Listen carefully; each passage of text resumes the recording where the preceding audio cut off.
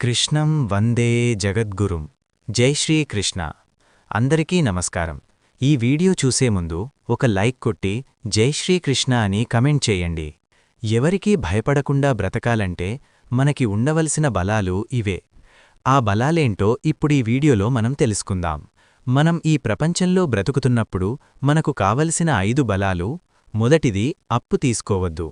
Credit card ఉండవద్దు. దేనిని ఈఎంఐలు తీసుకోవద్దు. అసలు మీరు ఎవరికీ కట్టవలసిన అవసరం ఉండదు. మీ జీవితం ఎలా ఉండాలంటే, పని బంచేసి 1 సంవత్సరం తిరుపతికి వెళ్ళి అక్కడ వారు పెట్టింది తినుకుంటూ ప్రశాంతంగా బతికినా కూడా నీకేం కావద్దు. అసలు అప్పు చేయకుండా బ్రతకలేమని అంటారు కాని బ్రతకవచ్చు. నువ్వు భయపడకుండా బ్రతకాలంటే అప్పు తీసుకుని ఎవ్వరికీ ఇవ్వకు. నెలకు కట్టే ఎలాంటి ఈఎంఐలు మరియు చిట్టీలు ఉండకూడదు. నీ దగ్గర ఉండాల్సింది డెబిట్ కార్డ్. అది ఏటీఎం, క్రెడిట్ కార్డ్ కాదు. రెండవది, ఎలాంటి చెడు అలవాట్లు ఉండకూడదు.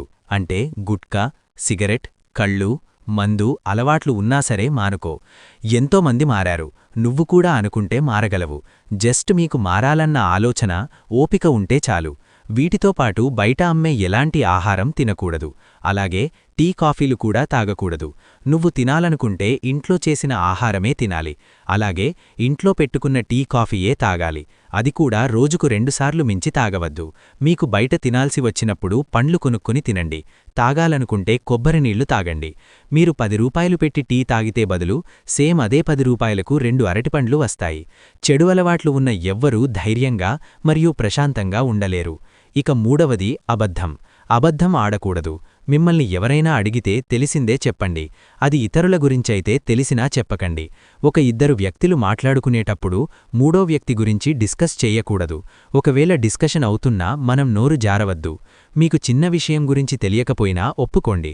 ఇక్కడ అందరికీ అన్ని విషయాల గురించి తెలిసే అవకాశం లేదు. అబద్ధాలు చెబితే ధైర్యంగా ఉండలేవు. మీరు ఒకవేళ చెప్పినా ఏదో ఒకరోజు ఖచ్చితంగా బయటపడుతుంది.